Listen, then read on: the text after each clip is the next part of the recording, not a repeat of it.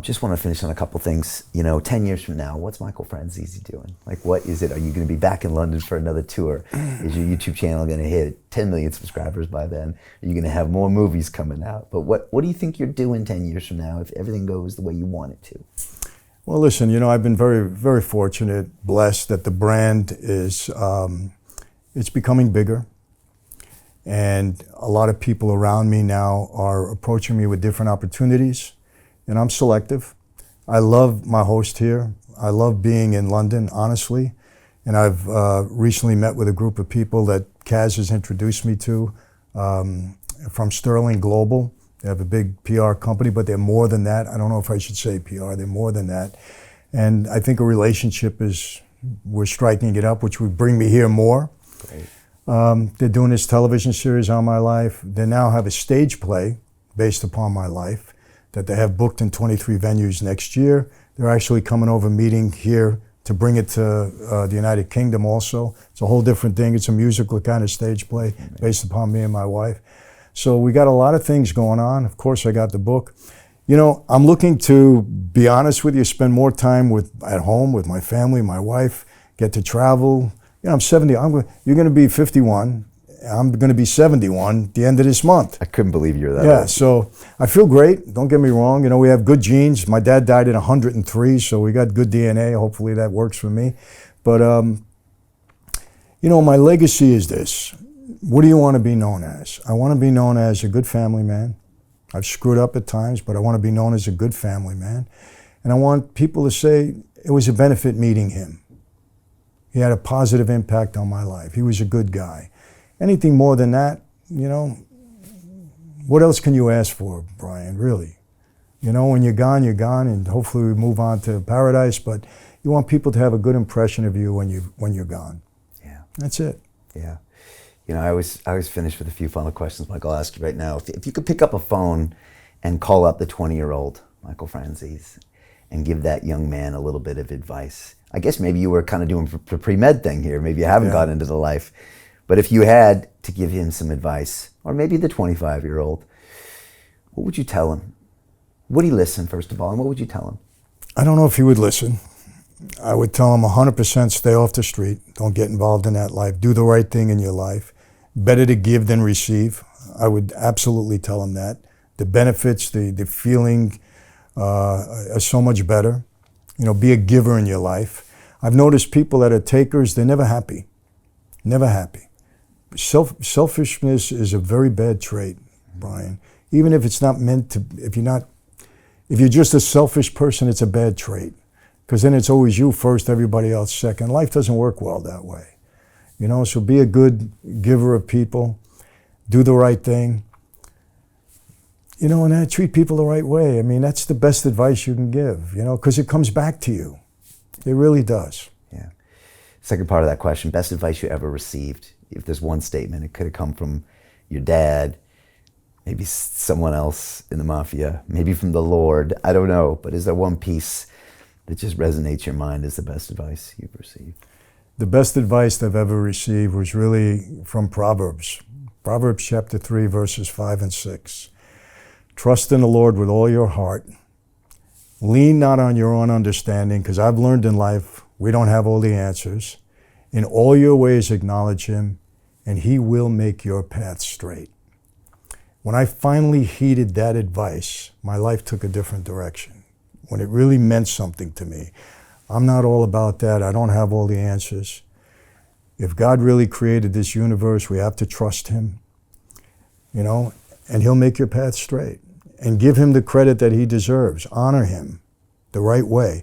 And not only directly, but honor him through your life, the way you treat people, the way you abide by your life.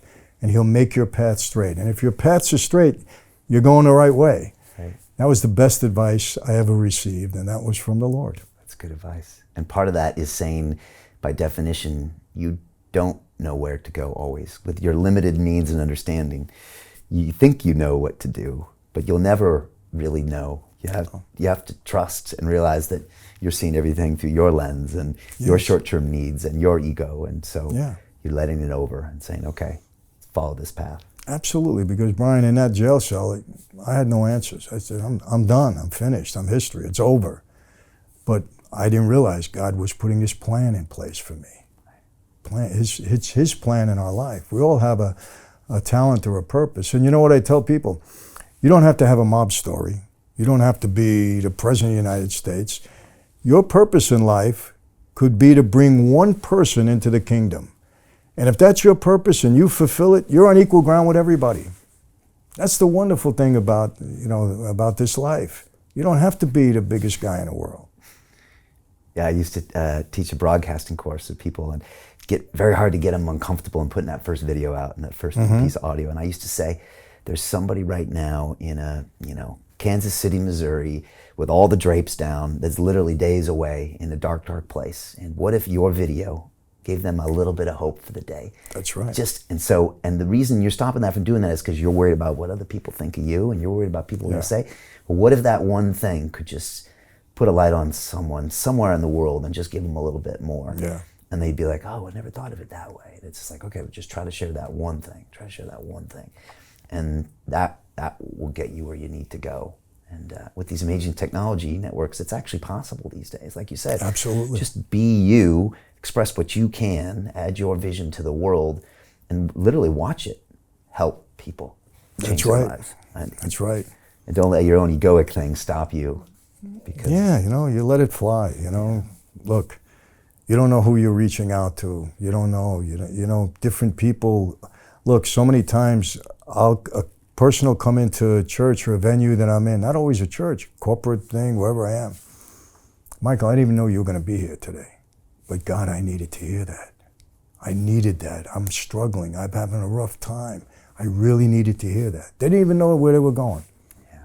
So, and what a feeling that is, right? Brian, it's wow, you impacted this life in the right way. I have so many people telling me that, people that I don't know, I didn't even know they heard me, but it's a blessing.